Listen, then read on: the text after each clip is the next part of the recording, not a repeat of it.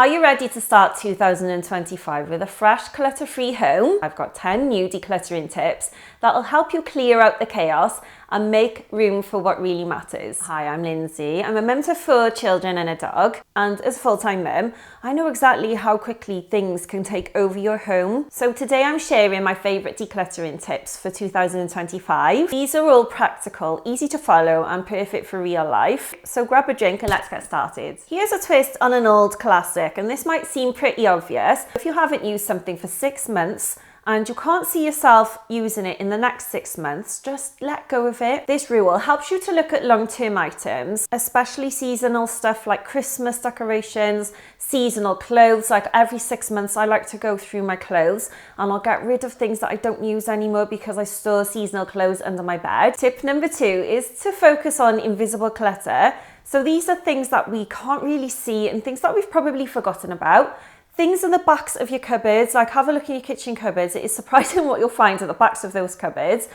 Normally the things that the backs of the cupboards are things that we've just shoved at the back because we don't reach for them very often. And this was something that I noticed through my kitchen declutter, and also when I helped declutter my friend's kitchen as well. We found so many things at the back of the cupboards that we couldn't even remember were there. So have a little look through your kitchen cupboards. Have a look through your sock drawer as well. It's surprising what gets shoved in there. I recently did a declutter of my sock and lingerie drawer, so I will actually leave that video in my description box. But I got rid of so many socks that were either too worn, didn't fit me anymore, were too uncomfortable, were a little bit holey. So I just got rid of loads. Another area you could have a look at is your man drawer or your spare bits drawer. Things just get shoved in there, don't they? I have a man shelf. So I used to have a man drawer, but now I've got a shelf in my cupboard that I use as a man drawer. And I recently went through this and the amount of things that I got rid of. I had bits of plastic in there. I had tons of paper clips that I never used, just so many things.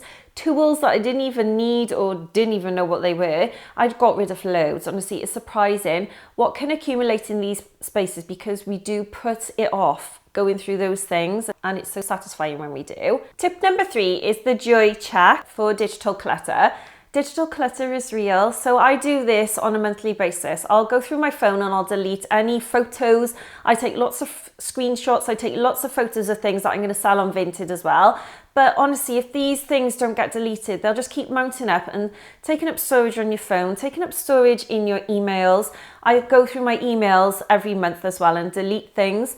I'll also go through and unsubscribe to things that I don't want to keep getting emails for, if that makes sense. So have a little look through your emails, go through your phone, delete photos. These could be duplicate photos, and also have a look at the apps on your phone as well. It's surprising what we can download and forget about. I do this quite a lot, so I've had to constantly go through my phone and also my little girl's iPads and just get rid of apps that we don't use or don't need. Tip number 4 is to have a maybe box, and this is something that's been working for me for a while. So if you're a little bit unsure if to get rid of something, put it in the maybe box. Put a label on it and put it somewhere for about 4 months, I would say, somewhere out of the way, like the garage or the attic or a wardrobe, somewhere that's accessible. Actually, I wouldn't put things in the attic. Scrap that idea because I never go in the attic. So somewhere that you can see these things, somewhere where it's easy to get to, but you know that you can revisit that box in 4 months. And if you haven't used it, you haven't reached for these things, you haven't been looking for them,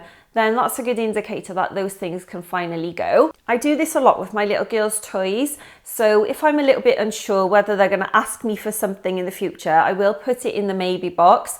Some things they have asked for and a lot of it they haven't. So I've been able to get rid of those things. Tip number 5, and this is probably my favorite, is to declutter in zones, not rooms. Instead of tackling an entire room, break it into smaller zones. For example, just the bathroom counter today, or just one shelf in the pantry.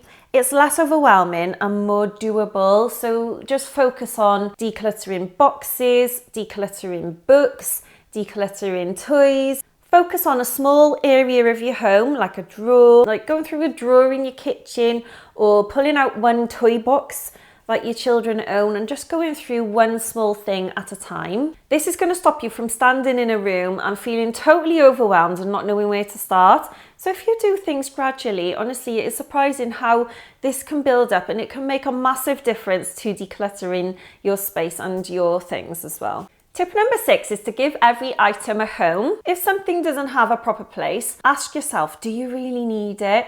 This is something that I live by. So if I can't find room for that thing, I do have a really good think about, shall I just get rid of it? And most of the time I do actually get rid of that thing. It just forces my brain to just let go, because I don't want to find room for that thing. A home for everything is honestly going to mean that you've got less clutter laying around. You also know where to find these things as well. And also your family just know where to find things. So they're not constantly asking you, where's the phone charger? Where is my keys? Where is my wallet? Because honestly, I get asked those questions nearly every day. Tip number 7, and this doesn't happen in my house by any measure, but is to get your family decluttering with you.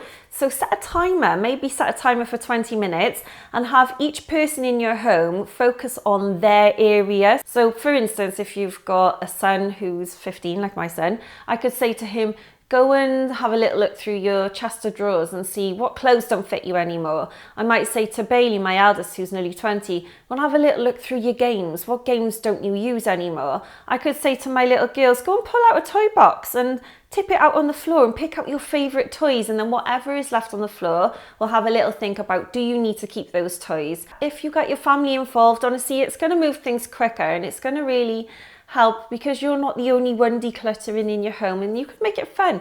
Put some music on. It doesn't need to be a massive chore, just make a game of it. I absolutely love this one, and I'm going to start this because I haven't tried this before, but when I was doing research for this video, I just thought this was an amazing idea, and that is to have a New Year reset basket. So keep a basket or a box by the door for things to donate, recycle or return.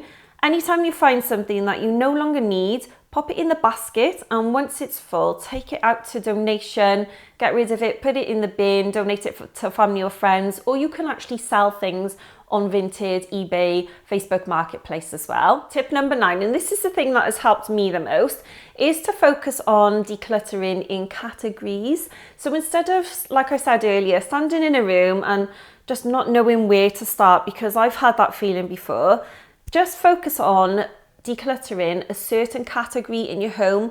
For instance, focus one time on decluttering books. So if you're going to declutter books in your living room, then go up to your bedroom. Can you find any books up there? Can you go into your kitchen and find any recipe books or magazines or leaflets, that type of thing? Spend a couple of days decluttering your children's toys. Just focus on that one area. I find it so much easier decluttering like this rather than decluttering room by room, because it just keeps my brain focused. I just think toys, toys, toys, and I have the focus in my head that I just need to get rid of toys, and it just makes decluttering so much easier like that. And tip number 10 is to celebrate the small wins. Decluttering doesn't have to mean a total house makeover overnight. Come on, let's be real. That is just so unrealistic. We've only got so many hours in the day and so much energy levels as well. Celebrate if you clear out one drawer, one shelf, or even one bag. Progress is progress, and even if you do 1% every day, it will mount up and it will make a massive difference in the future, I promise you. So don't think, oh, I've only got 5 minutes. What can I declutter in 5 minutes? Even if you declutter your handbag, or you in the contents of the handbag, I mean, or you go to your car and you start decluttering some things from your car, it is going to make a difference over time. So just do things in small little chunks of time. Honestly, it makes a massive difference. But reward yourself as well. The ways that I reward myself through decluttering is by having a nice hot bath, by chilling out and watching a film. I also sell things on Vinted, so anything that I sell, I'll put the money aside and I'll use that towards activities. I won't go and buy more stuff, but I'll use it towards nights out, days out with my family, holidays. I've recently saved up £200 in there to pay for myself and my little girl's passports. So just little things like that, honestly, will help you. It'll give you more incentive as well. If you think, oh, I'll get rid of that because I can sell it and then I can buy a new makeup product, or I can take myself to my favorite restaurant, or I can put that towards a holiday for me and my family or myself. It will honestly give you more of an oomph and keep you motivated to keep decluttering your home, because you can see that money put towards better things. This will also honestly make such a difference with your time, your energy levels, your mental well-being and your physical well-being as well, because you've not got loads of things around you to process in your brain. Let me know in the comments what's your favorite decluttering tip as well, because I'm always looking for more tips. Also, would you do me a massive favor? If you like this video will be shown to more people, because YouTube will think this is a good video, I'm going to show this to more people, and it'll help me to grow, get seen better, because I am a brand new channel and I'm trying to build up my watch hours. Have a lovely rest of your day, and I'll see you in my next video. Bye.